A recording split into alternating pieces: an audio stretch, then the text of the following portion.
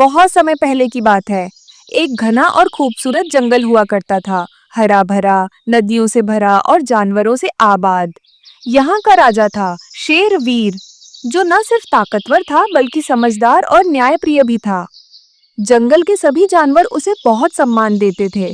जंगल में सब कुछ शांत था, जानवर अपने अपने कामों में लगे हुए थे। लेकिन एक दिन एक रहस्यमयी आवाज जंगल के एक कोने से आने लगी। अरे ये कैसी डरावनी आवाजें हैं। मैंने तो पहले कभी नहीं सुनी। लगता है कोई खतरा मंडरा रहा है।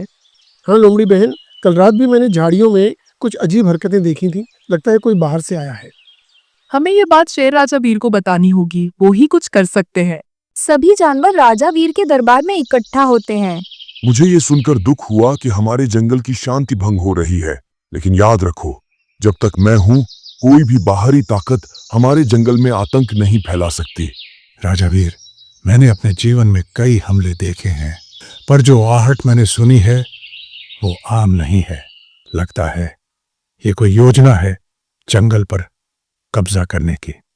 अगर कोई भी हमारी धरती पर बुरी नजर डालेगा तो उसे शेर का सामना करना होगा, पर हम भावुक होकर नहीं, समझदारी से काम लेंगे।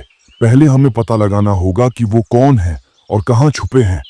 महाराज, मैं और हिरन जंगल के उस हिस्से में जाते हैं जहाँ से आवाजें आई थी। हम पता लगाएंगे और सबूत लेकर वापस आएंगे। बहादुर हो तुम दोनों, लेकिन सावधान रहना, ये कोई आसान काम नहीं है। लोमड़ी और हिरण दोनों धीरे धीरे जंगल के उस हिस्से की ओर बढ़ते हैं जहां से वो डरावनी आवाजें आई थीं। झाड़ियों में सरसराहट, अजीब गंध और दूर से आती भेड़ियों की हंसी। हा हा हा, जंगल में डर फैलाओ, फिर कब्जा करो। ये जंगल अब हमारा होगा, शेर का शासन खत्म होगा। लेकिन लोमड़ी और हिरण ये सब सुन चुके थे। लोमड़ी और हिरण ने जंगल में होती अजीब घटनाओं की जांच की और पता लगाया कि कुछ भेड़िए जंगल पर कब्जा करने की योजना बना रहे हैं। उनका सरदार था कालू भेड़िया, जो अब अपने पूरे झुंड के साथ हमला करने की तैयारी में था।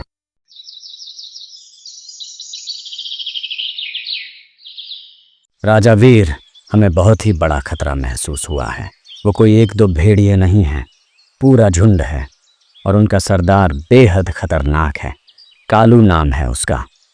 महाराज, हमने खुद उसकी बातें सुनी। वो जंगल पर कब्जा करना चाहता है। उसने कहा है शेर का शासन खत्म होगा, अब जंगल पर भेड़ियों का शासन चलेगा। कालू भेड़िया, ये नाम अब मेरी गर्जना सुनेगा, लेकिन हम सीधे हमला नहीं करेंगे। जंगल की एकता हमारी सबसे बड़ी ताकत है। पहले हमें सभी जानवरों को इकट्ठा करना होगा। शेरवीर ने तुरंत जंगल में सभा बुलाई और सभी बड़े जानवरों को बुलाया। हमारी गुफा की ओर से कोई नहीं निकलेगा। मैं रास्ता बंद कर दूंगा। देखता हूँ कौन अंदर घुसता है। मैं ऊंचाई से नजर रखूंगा, पेड़ों से। अगर कोई आता है तो सबसे पहले मुझे पता चलेगा। ध्यान रहे, ये जंगल हम सबका है और कोई भी इसे छीन नहीं सकता। लेकिन याद रखो, हम पहले हमला नहीं करेंगे। अगर भेड़िए हमला करते हैं तो उन्हें ऐसा जवाब मिलेगा जो कभी भूल नहीं पाएंगे। रात के अंधेरे में कालू भेड़िया और उसके साथी धीरे धीरे जंगल के अंदर घुसने लगे। झाड़ियों की सरसराहट और पैरों की आहट से माहौल डरावना हो गया। शेर को खबर भी नहीं होगी और हम उसका जंगल हड़प लेंगे। तैयार हो जाओ। लेकिन कालू नहीं जानता था कि हर दिशा में हाथी, भालू, बंदर और बाकी जानवर निगरानी पर थे। राजा वीर, भेड़िए आ गए पश्चिम की तरफ से। जल्दी से मैं सभी जानवरों को सतर्क कर देता हूँ। सब लोग तैयार हो जाओ, अब हमारी असली परीक्षा है। और फिर जंगल में गूंजती है शेर की दहाड़, भेड़ियों की आंखों में डर। लेकिन कालू पीछे हटने वाला नहीं था। अब आमना सामना बस कुछ कदम दूर था और शुरू होने वाली थी जंगल की सबसे बड़ी भिड़ंत। जैसे ही भेड़िए पश्चिम की ओर से बढ़े, शेरवीर अपने सैनिकों के साथ वहां पहुंच गया। अब वे आमने सामने थे। पूरा जंगल जैसे सांस रोककर देख रहा था। रुक जा कालू, एक कदम और बढ़ाया तो वो तुम्हारा आखिरी कदम होगा। तू मुझे रोकेगा? एक अकेला शेर पूरे जंगल को बचाएगा? समय बदल गया है वीर, अब जंगल पर हमारा राज होगा। राज ताकत से नहीं, सम्मान से मिलता है कालू। और तू कभी इस जंगल का हिस्सा रहा ही नहीं। तूने कभी किसी की मदद नहीं की, तूने केवल डर फैलाया है। और आज तेरे नाम का आतंक यहीं खत्म करूंगा। आज तुझे तेरे जंगल के बीचों बीच हराऊंगा, ताकि सब जान लें कि भेड़िया कभी हार नहीं मानता। और मैं तुझे तेरे घमंड में ही गिरा दूंगा, ताकि जंगल जान ले कि एकता और न्याय सबसे बड़ी ताकत है। और फिर शुरू हुई भीषण लड़ाई। भेड़िए झपट पड़े। भालू ने अपने पंजों से 2 भेड़ियों को जमीन पर गिरा दिया और हाथी ने अपनी सूंड से कई को पीछे धकेल दिया।